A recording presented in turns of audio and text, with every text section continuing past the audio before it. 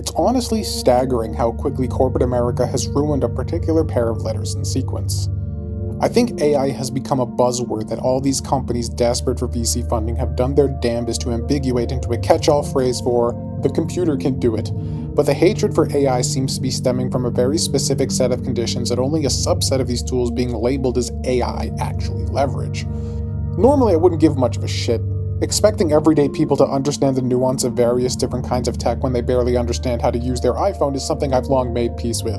I've accepted my role as the IT guy of my family and circle of friends. Such is my cross to bear. Rather, my concern stems from the same vaguely educated public throwing the entirety of their collective weight behind the utter annihilation of anyone even vaguely within spitting distance of using these tools, doing anything and everything possible to ruin them in the court of public opinion. Now, I'm not exactly opposed to dragging a certain subject of brain-dead and tasteless individuals for outsourcing their thinking and personal expression to a machine. That behavior reeks of someone unable to deal with personal growth or cultivating their own capabilities. But again, we're talking about a collective judgment from a public who doesn't actually understand the nuances of what they're judging their peers about. With that context, I hesitate to sign off on the shoot-on-sight mentality when it comes to anything vaguely resembling AI. How long until people using benign machine learning tools that have been cynically rebadged as AI to court those VC dollars are on the chopping block, because the vocal majority doesn't understand the difference? I'd argue we're essentially there already. I think when we talk about the kind of technology that people have a very valid degree of righteous indignation over, there really doesn't deserve to be any quarter given. Typing in a half-baked prompt into a website, guzzling up an insane amount of power and water, only to spit out something that they will then gallivant around as their own, is absolutely worth getting collectively shit on for. I'm not particularly moved by the argument of democratizing creativity for reasons that I'm sure anyone having gotten this far into my argument has heard already. You aren't an AI artist, you aren't even a prompt engineer, you're merely an ideas guy who is commissioning an algorithm in a desperate attempt to feel like you've accomplished something. I'm sure there are many who are using this technology as their first foray into investigating their own creativity, and in that narrow sense, I have to at least applaud them for that. But as someone who has spent my entire adolescence and adulthood pursuing the same sensation in a more traditional manner, I cannot emphasize enough how much you are missing the entire point. Just like a commissioner might request edits to a piece isn't doing anything creative enough to merit billing in the creation of the work, neither are you. You're typing in prompts and rolling the dice, hoping the machine can generate a facsimile of what you're vaguely envisioning.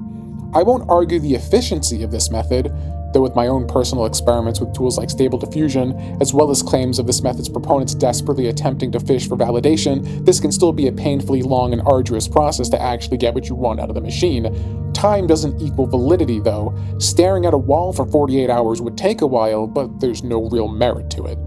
Actually navigating the creative decisions for yourself, trying, failing, revising, learning, adjusting, referencing, taking a break and revisiting with fresh eyes and a clearer vision. These are the things that make creative work your own. All the things you've entirely abdicated to the algorithm. The method is harder. This method is slower. But this method feels infinitely more rewarding. Even if you aren't creating something as technically competent, you have actually created something. You've taken your first step on the path to mastery, or at the very least, competency.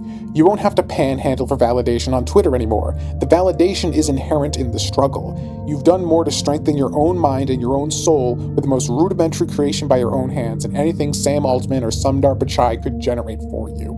The problem is that a lot of the people who walk this path aren't creatives. They don't want to be. They just want to make a product to sell, either for cash or social credit.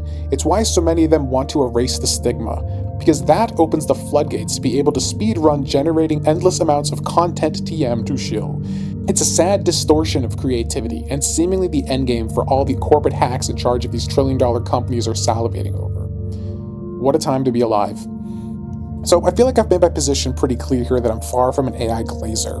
I make this distinction because from here, I'm going to start pivoting towards the next part of my argument that will probably have you less enthused, but I think it's no less important to keep these considerations in mind as well.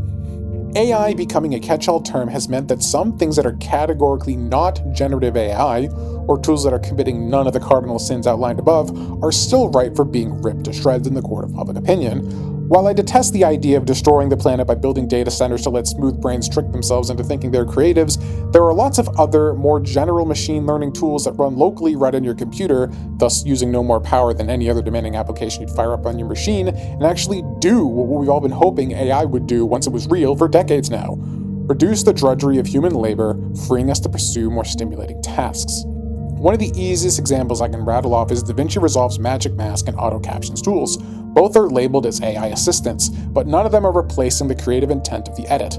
Magic Mask replaced the extremely tedious task of rotoscoping, going through a video clip frame by frame and manually cutting out a subject from a background in order to place it in another scene or otherwise separate it for editing purposes. Done manually, this task could take days for a skilled editor to accomplish, and if you aren't familiar with the process, you can take twice as long and still have barely a usable effect on the other end. Magic Mask is aptly named because it can nearly instantly track a subject almost perfectly, down to strands of hair flowing in the wind and separated from the rest of the video. This is a staggeringly powerful tool that accomplishes the exact same result the artist wanted to accomplish, but with none of the busy work.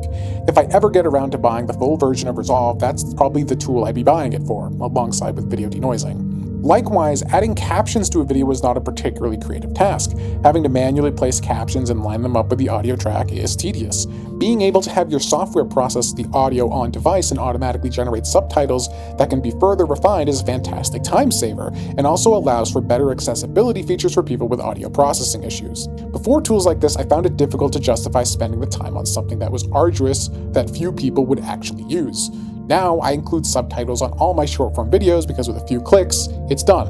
It's a no-brainer. Is using these tools a line too far? Animation is a medium I've always been incredibly inspired by. More than anything else, it's probably the kind of art that has emotionally moved me the most. I've always yearned to be an animator, and yet, despite years of trying on and off, the passion for animating never really matched the passion for animation itself. It was an incredibly hard pill to swallow, but watching peak animation is a far cry from beating your head against the graph editor in Blender trying to manage the motion curves of dozens of character joints to effectively convey weight in a 3D character's walk cycle. Modeling, texturing, creating a character? I enjoyed that, but the actual animation element always felt a bit off, like something my mind wasn't the right fit for that kind of work. Of course, getting your hands dirty in the graph editor, painstakingly creating each pose and every arc manually isn't the only way to animate in 3D. Motion capture has long since been another standard method, digitally capturing the performance of a human actor, then mapping that motion onto a digital character. It's how almost every major video game and VFX shot in films are animated. I don't think anyone would claim that process isn't animating. That's certainly not a line too far. But what if you don't have the ability to record motion capture? Major studios use multi-$1,000 setups to capture movement with pinpoint accuracy. Most people don't have access to that kind of setup.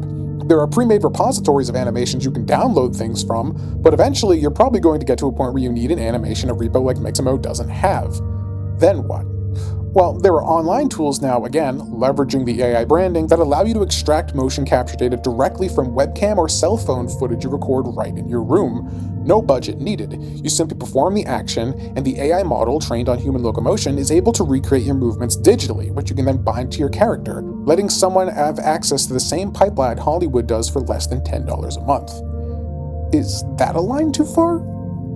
But what if the motion is something you physically can't perform, like a backflip or a fight scene? We now have tools like Cascadeur that let you import your 3D character, set some basic keyframes, and their local on-device AI model will be able to animate everything in between for you with a surprising amount of accuracy. It'll need cleanup, of course, but this allows anyone with a rudimentary amount of 3D animation knowledge to punch far above their weight and create things in minutes that would have taken hours before. Is that a line too far? And now we even have tools coming out that let you prompt with a text description and it will generate motion data that you can then import to your character and refine. What about that? Each of these steps, from hand animating every arc to text to mocap generation, is another layer of abstraction that removes the artist further from the grunt work.